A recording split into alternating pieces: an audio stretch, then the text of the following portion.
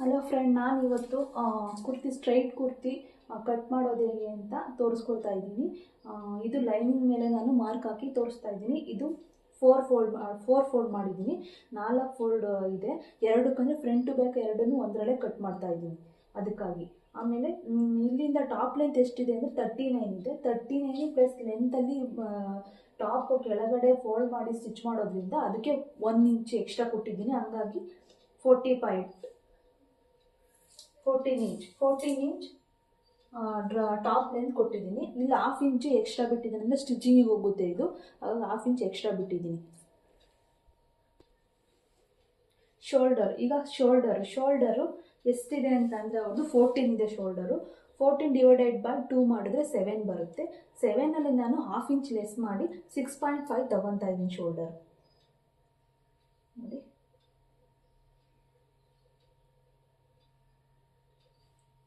6.5 ತಗೊತಾ ಇದ್ದೀನಿ. ಶೋಲ್ಡರು 6.5 ತಗೋತಾ ಇದ್ದೀನಿ. ಇದು ಕ್ಲೋಸ್ ಎಡ್ಜ್ ಇರಬೇಕು. ಯಾವ ಕುರ್ತಿನ ಸ್ಟಿಚ್ ಮಾಡಬೇಕಾದ್ರೆ 4 ಫೋಲ್ಡ್ ಮಾಡಿ, ಇದು ನಮ್ಮ ಸೈಡಲ್ಲಿ ಕ್ಲೋಸ್ ಎಡ್ಜ್ ಇರಬೇಕು, ಆ ಕಡೆ ಓಪನ್ ಇರಬೇಕು. ನಾನಿಲ್ಲಿ ಬಟ್ಟೆ ಎಕ್ಸ್ಟ್ರಾ ವೇಸ್ಟ್ ಆಗುತ್ತೆ ಅಂತ ನಾನು ನನ್ನ ಇದಕ್ಕೆ ಚೆಸ್ಟ್ ರೌಂಡ್ಗೆ ಅಳತೆಗೆ ಎಷ್ಟು ಬೇಕು ಅಷ್ಟು ಮಾತ್ರ ಫೋಲ್ಡ್ ಮಾಡ್ಕೊಂಡಿದ್ದೀನಿ.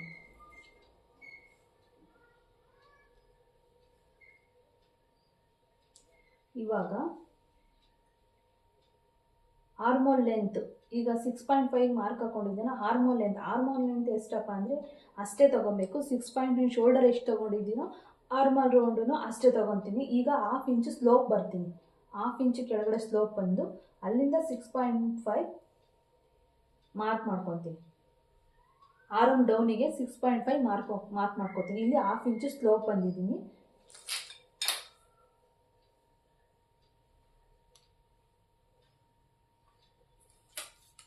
ಕರೆಕ್ಟಾಗಿದೆಯಾ ನೋಡ್ಕೊಳ್ಳೋಣ. ಇಲ್ಲಿಗೆ ಬರಬೇಕು. ಗೆರೆ ಸ್ವಲ್ಪ ಸ್ಟ್ರೈಟ್ ಹಾಕಬೇಕಾಗುತ್ತೆ.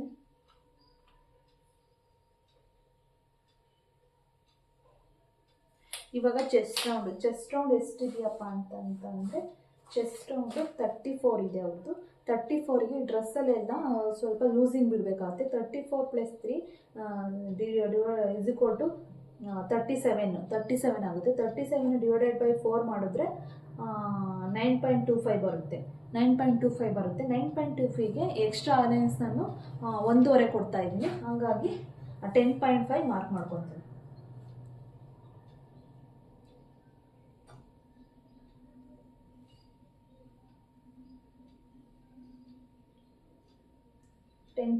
ಇಲ್ಲಿ ಚೆಸ್ಟ್ ರೌಂಡ್ ಮಾರ್ಕ್ ಮಾಡ್ಕೊತಾ ಇದ್ದೀನಿ.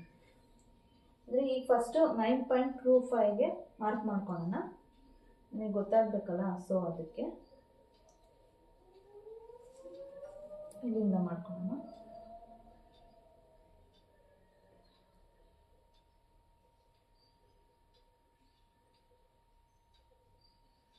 Nine point two five mark chest round ಇರೋದು ಪ್ಲಸ್ 1.5.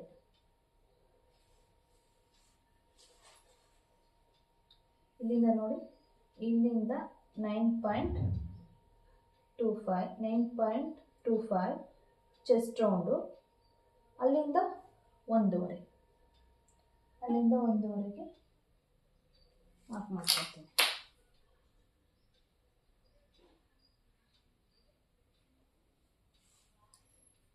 ಇವಾಗ ಆರಮ್ ರೌಂಡ್ ತೆಗೆಯೋದು ಹೇಗೆ ಅಂತಂದರೆ ಇಲ್ಲಿ 1 ಇಂಚಿಗೆ ಮಾರ್ಕ್ ಮಾಡಿಕೊಂಡು ಇಲ್ಲಿಂದ ಮಿಡಲಲ್ಲಿ ಇಟ್ಟು ಮಾರ್ಕ್ ಹಾಕ್ಕೊಂಡು ಚೆಸ್ಟ್ ರೌಂಡ್ಗೆ ಕನೆಕ್ಟ್ ಮಾಡಬೇಕು. ಇದರಲ್ಲೇನು ಆರಮ್ ರೌಂಡ್ ಚೆಕ್ ಮಾಡೋ ಅವಶ್ಯಕತೆ ಇರಲ್ಲ. ಈ ಡ್ರೆಸ್ ಇದಲ್ವ, ಆರಮ್ ರೌಂಡ್ ಏನು ಮ್ಯಾಚ್ ಮಾಡಬೇಕು ಅಂತ ಏನು ಅವಶ್ಯಕತೆ ಇಲ್ಲ.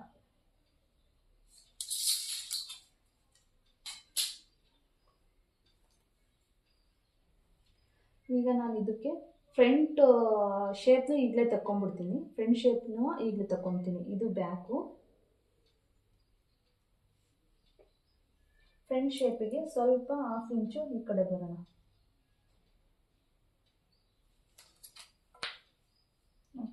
ಬಂದು ಕನೆಕ್ಟ್ ಮಾಡಿಕೊಂಡು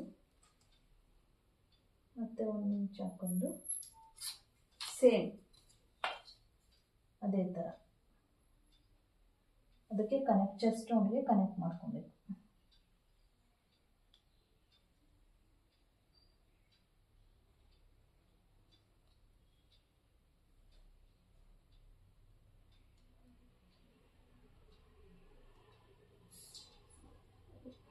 ಇದು ಫ್ರಂಟ್, ಇದು ಬ್ಯಾಕ್.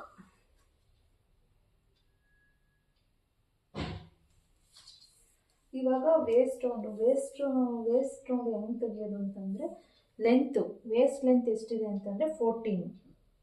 ನಂದು 14 ಇದೆ ವೇಸ್ಟ್ ಲೆಂತು. 14ಗೆ ಒಂದು ಮಾರ್ಕ್ ಮಾಡ್ಕೊಳ್ತೀನಿ.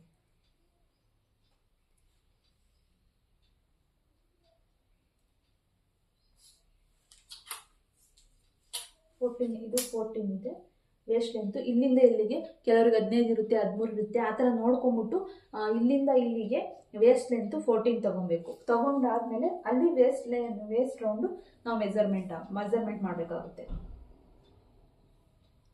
ವೇಸ್ಟ್ ರೌಂಡ್ ಎಷ್ಟಿದೆ ಅಂತ ಅಂದರೆ 31 ಇದೆ. 31ಗೆ ಪ್ಲಸ್ 3 ಆ್ಯಡ್ ಮಾಡಿದ್ರೆ 34 ಆಗುತ್ತೆ. 34ಗೆ ಡಿವೈಡೆಡ್ ಬೈ 4 ಮಾಡಿದ್ರೆ 8.5 ಬರುತ್ತೆ. 8.5ಗೆ ಪ್ಲಸ್ 1.5 ಅಲೋಯನ್ಸ್ ಕೊಟ್ಟಿದ್ದೀನಿ. 8.5 ಈಗ ಮಾರ್ಕ್ ಮಾಡ್ತೀನಿ.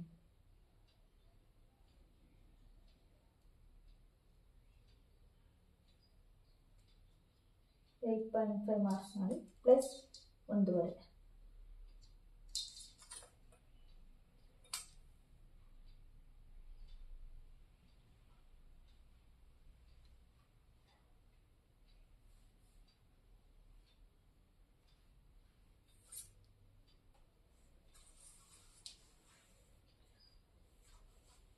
ಇವಾಗ ಹಿಪ್ ರೌಂಡ್ ಎಷ್ಟಕ್ಕೆ ಯಾವ ಥರ ಇದು ಮಾಡೋದು ಅಂತಂದರೆ 18 ಇಲ್ಲಿಂದ ಹಿಪ್ ರೌಂಡ್ ಯಾವ ಥರ ಇದು ಮಾಡೋದು ಅಂತಂದರೆ ಅಳತೆ ಮಾಡೋದು ಅಂತಂದರೆ ಇಲ್ಲಿಂದ 14 ವೇಸ್ಟ್ ರೌಂಡ್ ಹಾಕಿದ್ದೆ ಅಲ್ವಾ.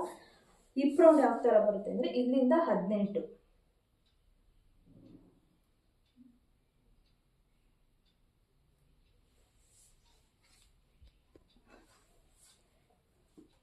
ನಾನು ಇಲ್ಲಿಂದ ಮೇಲ್ಗಡೆಯಿಂದ ಹಿಪ್ಪಿಗೆ ಮಾರ್ಕ್ ಮಾಡಬೇಕಲ್ಲ, ಅದಕ್ಕೆ ನಾನು 20 ಕೊಡ್ತೀನಿ. 18 ಕೊಟ್ಟರೆ ಸ್ವಲ್ಪ ಟೈಟ್ ಬರುತ್ತೆ, ಅದಕ್ಕೆ 20 ಕೊಡ್ತೀನಿ.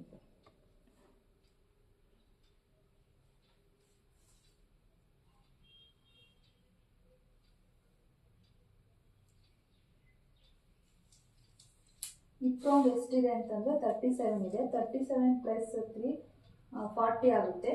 40 ಡಿವೈಡೆಡ್ ಬೈ 4 10 ಆಗುತ್ತೆ. ಇಲ್ಲಿ 10 ಮಾರ್ಕ್ ಮಾಡಿ 1 ಇಂಚ್ ಎಕ್ಸ್ಟ್ರಾ ಅಲೈನ್ಸ್ ಕೊಡ್ತೀನಿ.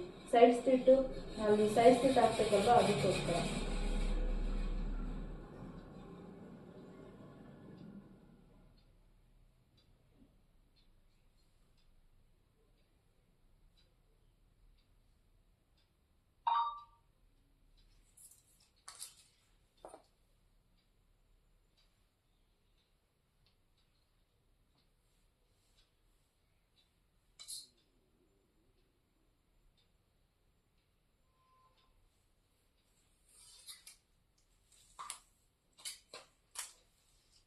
ಇವಾಗ ಟಾಪ್ ಫ್ಲೇರ್ ಅಂದರೆ ಕೆಳಗಡೆ ಫ್ಲೇರ್ ಎಷ್ಟು ಬೇಕು ಅಂತಂದರೆ ಹಿಪ್ ರೌಂಡ್ ಎಷ್ಟಿದೆ 10 ಇದೆ, ಅಷ್ಟೇ ಕೊಡಬೇಕು. 10 ಪ್ಲಸ್ 1 11 ಕೊಡ್ತೀನಿ.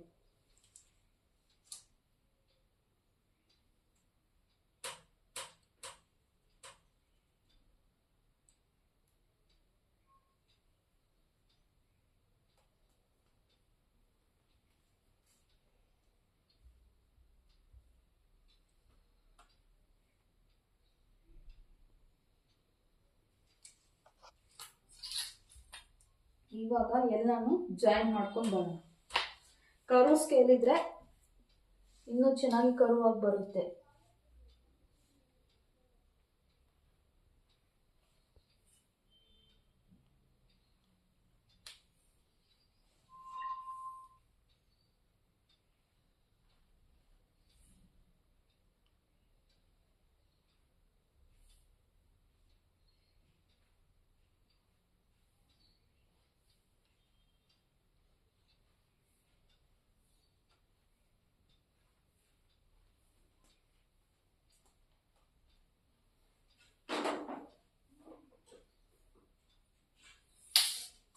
ಮಾರ್ಕಿಂಗ್ ಮಾಡಾಯ್ತು. ಇವಾಗ ಡೀಪ್ ಫ್ರಂಟ್ ನೆಕ್ ತೆಗಿಬೇಕು ಅಷ್ಟೇ. ಈಗ ಫ್ರಂಟ್ ಬ್ಯಾಕ್ ಎರಡನ್ನೂ ಕಟ್ ಮಾಡ್ಕೊಳೋದು ಇಷ್ಟೇ. ಇಲ್ಲಿ ಫ್ರಂಟ್ ಬ್ಯಾಕ್ ತೆಗಿಬೇಕು, ಇದೆಲ್ಲ ಸೇಮ್ ಇರುತ್ತೆ.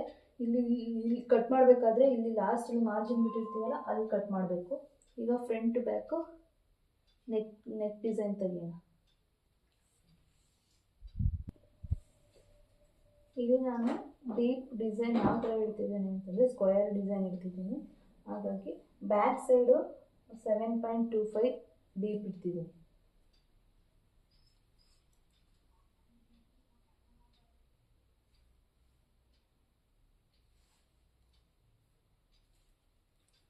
ಫ್ರಂಟು 6 ಪಾಯಿಂಟ್ ಇದೆ.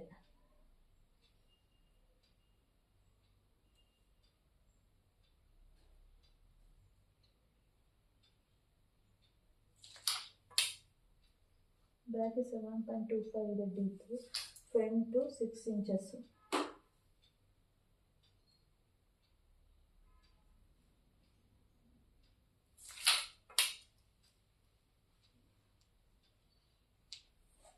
ಇವಾಗ ಶೋಲ್ಡರ್ ಸ್ಟ್ರ್ಯಾಪು ಎಷ್ಟಿಡೋದು ಅಂತ ನೋಡ್ಕೊಳ್ಳೋಣ. ಇಲ್ಲಿಂದ ನಾನು ಶೋಲ್ಡರ್ ಸ್ಟ್ರ್ಯಾಪು 2.5 ಇಡ್ತಿದ್ದೀನಿ. ಹಾಗಾಗಿ ಇಲ್ಲಿ 0.4 ಸ್ಟಿಚಿಂಗ್ ಬಿಡ್ತೀನಿ, 2.4 ಸ್ಟ್ರ್ಯಾಪ್ ಬಿಡ್ತೀನಿ, ಮತ್ತು 1/4 ಇಂಚು ಫಿನಿಶಿಂಗ್ ನೆಕ್ ಫಿನಿಶಿಂಗ್ ಬಿಡ್ತೀನಿ.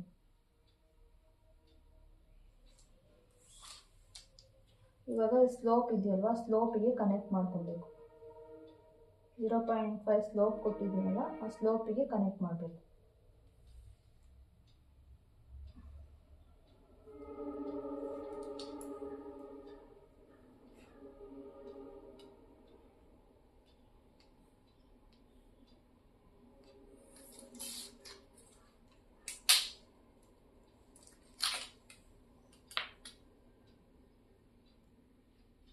ಕನೆಕ್ಟ್ ಮಾಡಿದ್ಮೇಲೆ ಇದನ್ನೆಲ್ಲ ಇಲ್ಲಿಗೆ ಸೇರಿಸ್ಬೇಕು.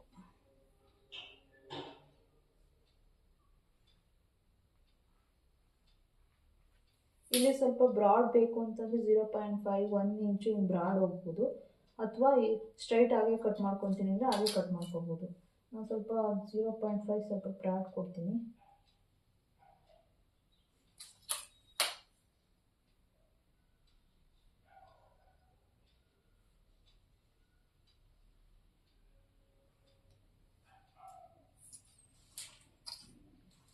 ಈಗ ಕುರ್ತಿ ಕಟ್ಟಿಂಗ್ ರೆಡಿ ಆಯಿತು. ಈಗ ಈಸಿಯಾಗಿ ಮನೇಲಿ ನೀವು ಕಟ್ ಮಾಡ್ಕೋಬೋದು, ಈ ಥರ ಮಾರ್ಕ್ ಮಾಡ್ಕೊಬೋದು. ನಾನು ಈಗ ಕಟ್ ಮಾಡಿಬಿಟ್ಟು ತೋರಿಸ್ತೀನಿ.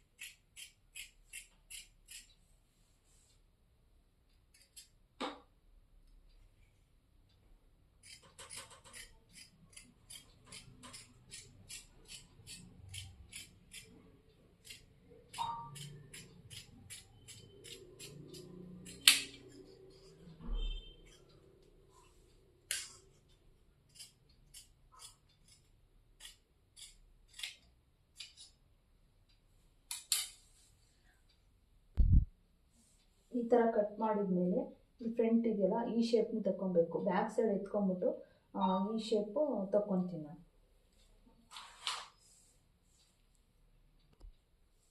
ಡ್ರೆಸ್ಸೆಲ್ಲೂ ಈ ಥರ ಫ್ರಂಟ್ ಬ್ಯಾಕ್ ಶೇಪ್ ಆರ್ಮಲ್ ಹತ್ರ ಶೇಪ್ ತೆಗೆಯೋದ್ರಿಂದ ಡ್ರೆಸ್ ಫಿಟ್ಟಿಂಗ್ ತುಂಬ ಚೆನ್ನಾಗಿ ಬರುತ್ತೆ, ಪರ್ಫೆಕ್ಟಾಗಿ ಕಾಣುತ್ತೆ. ಆಮೇಲೆ ಎಲ್ಲೂ ರಿಂಕಲ್ಸ್ ಎಲ್ಲೂ ಕಾಣಲ್ಲ.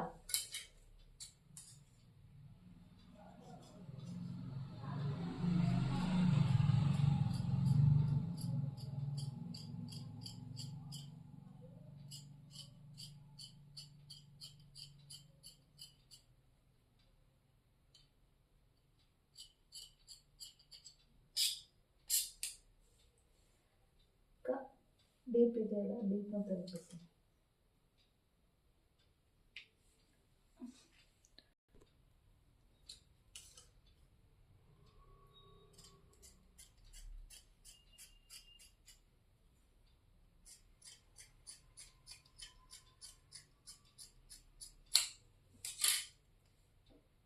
ಫ್ರೆಂಡ್ಸ್, ಇಲ್ಲಿ ಒಂದು ನಾಚ್ ಹಾಕೊಂಬಿಡಿ, ಈಸಿ ಆಗುತ್ತೆ.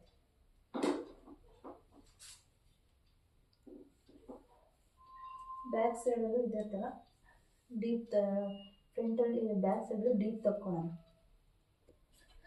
ನೋಡಿ, ಸಿಂಪಲ್ಲಾಗಿ ಮನೆಯಲ್ಲೇ ಕುರ್ತಿ ಕಟಿಂಗ್ ಹೇಗೆ ಮಾಡ್ಕೊಳ್ಳೋದು ಅಂತ ತೋರಿಸ್ಕೊಟ್ಟಿದ್ದೀನಿ. ಮನೇಲಿ ನೀವು ಟ್ರೈ ಮಾಡಿ.